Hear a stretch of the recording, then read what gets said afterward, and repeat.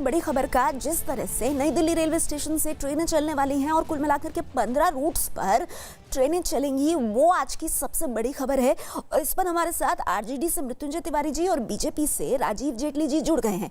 इसके साथ ही हमारे साथ अहमदाबाद से जनक हैं और पटना से साकेत कुमार मौजूद हैं। सबसे पहले जनक, मैं आपके पास आना चाहूंगी। अहमदाबाद रेलवे स्टेशन की अगर बात करें तो किस तरह की तैयारियां, किस तरह के इंतजाम है? देखिए यहाँ पूरी तरीके से तैयारियां हो चुकी हैं यहाँ पर, और मैं कुछ तस्वीरें भी आपको दिखाना चाहूंगा। मेरे पीछे आप देख सकते हैं कि ये साबरमती रेलवे स्टेशन है और यहाँ रस्सियां लगाई गई हैं। इस रस्सियों के आधार पर ही आपको आगे बढ़ना है। उसके अलावा हर जगह पे ये इस तरीके से गोले दिखेंगे।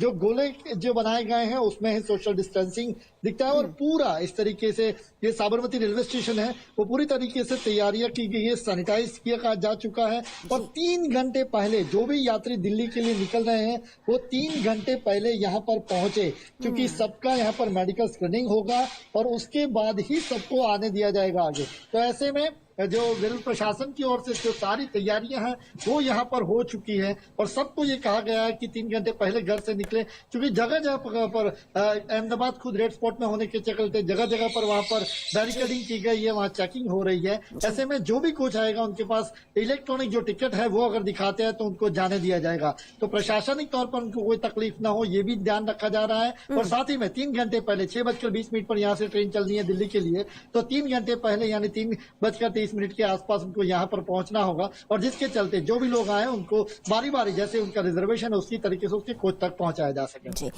ठीक है, तो जनक की अहम जानकारी आप हमें दे रहे हैं। राजीव जेटली जी बीजेपी से हमारे साथ हैं। राजीव जी, लोग बहुत खुश हैं। राजीव जी के पास हम जाएंगे। मृत्युंजय जी, मैं आपके पास आना चाहूंगी। लोग काफी खुश हैं क्योंकि जो लोग फंसे हैं उनको वापस घर जाने को मिल रहा है, लेकिन यहाँ पे सवाल ये है कि क्या ट्रेन जिस तरह से चलनी आज से शुरू हुई है, क्या उससे जिंदगी को रफ्तार मिलेगी? क्या सरकार के इस कदम का आप स्वागत करते हैं? देखिए नेहा जी, देर से ही सही, लेकिन ये फैसला सरकार ने लिया। अगर ये फैसला पहले सरकार ने ले लिया होता तो जो परेशानियां आप लोगों ने, हम लोगों ने देखा, और जो बेबस मजदूर गरीब लोगों ने परेशानियां झेली, वो झेलना नहीं पड़ता। आप देख रहे हैं कि 500 किलोमीटर, 1000 किलोमीटर तक गोद में बच्चे लेकर के पैदल मजदूर को निकलना पड़ा। तो ये सरकार ने फैसला लिया। अब एक चिंता का विषय एक जरूर है कि जब कोरोना पॉजिटिव लोगों की संख्या कम थी तब पूरी तरह से लॉकडाउन था, और जब करीब 70,000 की संख्या आज पहुंचने को है, 70,000 से ज्यादा हो गया। मैं तो आपको फिर एक मिनट के लिए रोकना चाहूंगी मृत्युंजय जी। इस वक्त एक बड़ी खबर आ रही है। प्रधानमंत्री नरेंद्र मोदी आज रात 8 बजे देश को संबोधित करेंगे। ये इस वक्त की सबसे बड़ी खबर है। पीएम नरेंद्र मोदी आज रात 8 बजे देश को संबोधित करेंगे। हम आपको बता दें, इसी रविवार को 17 मई को लॉकडाउन का तीसरा चरण खत्म हो रहा है, और ऐसे में ये इस वक्त की सबसे बड़ी खबर है कि आज रात 8 बजे राष्ट्र के नाम अपना संबोधन देंगे प्रधानमंत्री नरेंद्र मोदी।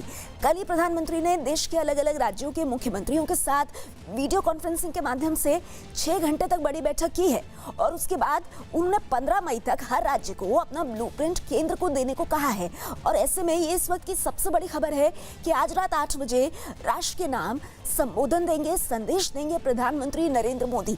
हालांकि लोगों की नजर इसी बात पर होगी कि लॉकडाउन को लेकर पीएम क्या कहते हैं, क्योंकि आज से ही ढिलाई के तहत, रियायत के तहत ट्रेनें चल रही हैं, जिसको लेकर लोग खुश हैं।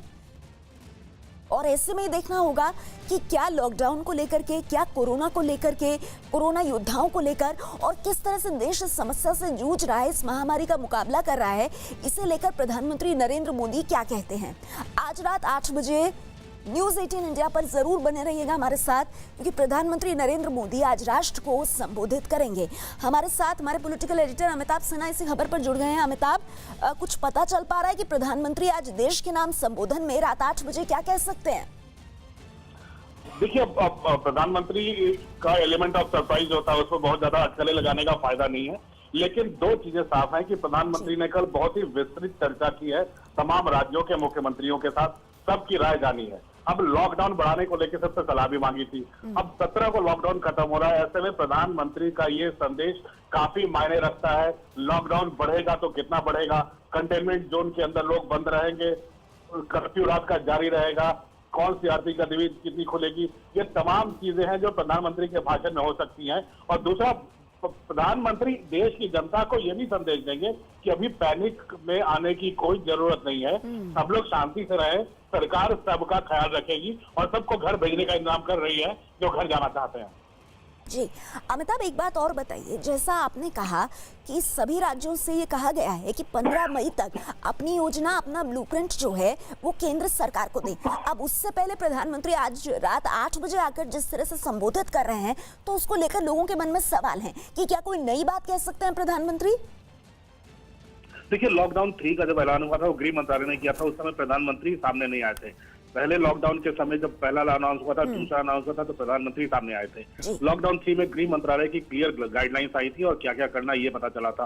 अब प्रधानमंत्री की चिंता जो है, जो हम लोगों ने लगातार चर्चा कर रहे हैं, जो रेलवे को खोला गया है, दूसरा जो श्रमिक और कामगार धीरे धीरे घर और अपने गांव में पहुंच रहे हैं। तो प्रधानमंत्री ने कल जो सबसे बड़ी बात कही थी वो ये था कि गांव को संक्रमण से मुक्त रखना है और जो मजदूर घर वापस जाना चाहते हैं उनको सकुशल पहुंचाना है, वो भी सोशल डिस्टेंसिंग और स्क्रीनिंग के साथ, ताकि गांव में न फैले।